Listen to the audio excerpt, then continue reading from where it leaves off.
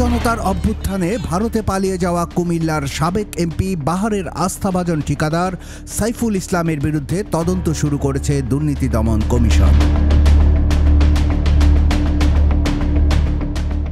তার বিরুদ্ধে কুমিল্লা সিটি কর্পোরেশনের 231 কোটি টাকার কাজ একাই বাগিয়ে নেয়ার অভিযোগ রয়েছে। এছাড়াও প্রশ্ন রয়েছে তার কাজের মান নিয়ে এবং কাজ না করেও বিল নেয়ার অভিযোগ রয়েছে বিস্তর। এসব অভিযোগের ভিত্তিতে 19 মার্চ বুধবার সাইফুলের নথিপত্রের খোঁজে কুমিল্লা সিটি কর্পোরেশনে অভিযান চালিয়েছে দুদক।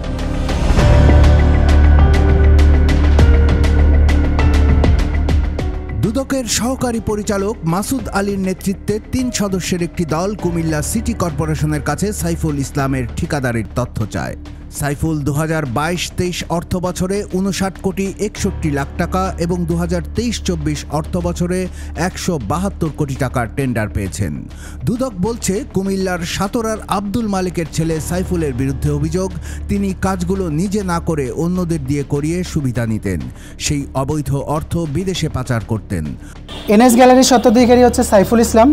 তিনি বেশ কিছু টেন্ডার পেয়েছেন, বিশেষ করে এখানে দেখা যাচ্ছে যে 22-23 অর্থ বছরে 10টা তিনি টেন্ডার পেয়েছেন।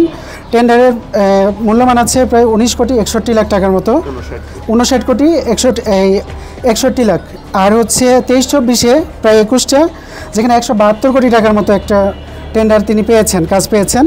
তো তার বিরুদ্ধে অভিযোগটা হলো তিনি কাজ পেয়েছেন, কাজটা না করে বা অন্যকে দিয়ে করিয়ে বিভিন্ন এখান থেকে অনৈতিক সুবিধা লাভ করেছেন। তো আমরা এই সংক্রান্ত যেই প্রকল্পগুলো পেয়েছি সেটার হচ্ছে আইডিগুলো পেয়েছি। এখন বিস্তারিত নেওয়ার সুযোগ আমরা পাই নাই।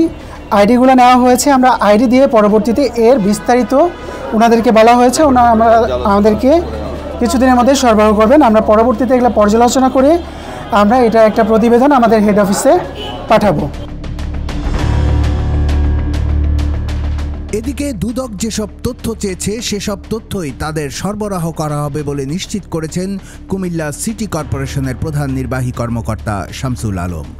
দুদক আমার কাছে তথ্য চেয়েছে এনএস গ্যালারির স্বত্বাধিকারী সাইফুল ইসলামের নামে আমাদের এখানে যে কোনো কাজ আছে, কতগুলো কি কাজ, আমরা তার টেন্ডার আইডি সহ মানে টেন্ডার অ্যামাউন্ট সহ দিয়েছি।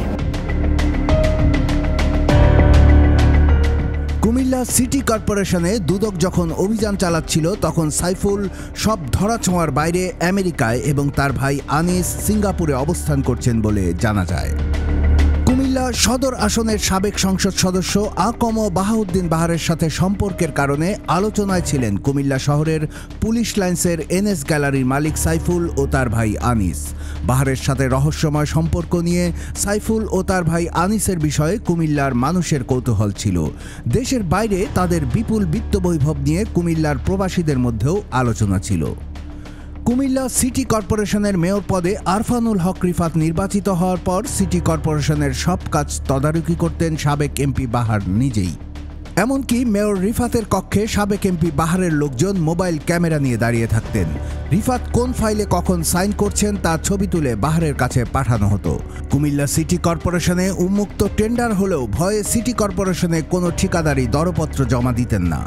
মেয়র পদে রিফাত নির্বাচিত হওয়ার পর সাবেক এমপি বাহারের ঘনিষ্ঠ 3-4 জন ঠিকাদার তার সামনে বসেই দামদর লিখে টেন্ডার জমা দিত। এই 3-4 জনের মধ্যে যে কেউ সিরিয়াল অনুযায়ী টেন্ডার পেতেন। এই টেন্ডার আবার ভাগ করতেন সাবেক এমপি বাহার নিজেই, আর সে কাজ তদারকি করার সাহস পেতেন না প্রকৌশলীরা। সিটি কর্পোরেশনের কাজ আদায় করে নিতে কষ্ট পেতে হতো তাদের। জানা যায় সাবেক এমপি বাহারের আস্থাভাজন কথিত ঠিকাদারের বাইরে একবার প্রাণ আরএফএল গ্রুপের একটি প্রতিষ্ঠান 26 কোটি টাকার কাজ পেয়েছিল, কিন্তু কাজ শুরুর জন্য মালামাল আনলে তা ফেলে দেয় বাহারের ক্যাডাররা। এরপর আর কেউই সিটি কর্পোরেশনের টেন্ডার জমা দেয়নি। কুমিল্লার কাগজ নিউজ ডেস্ক।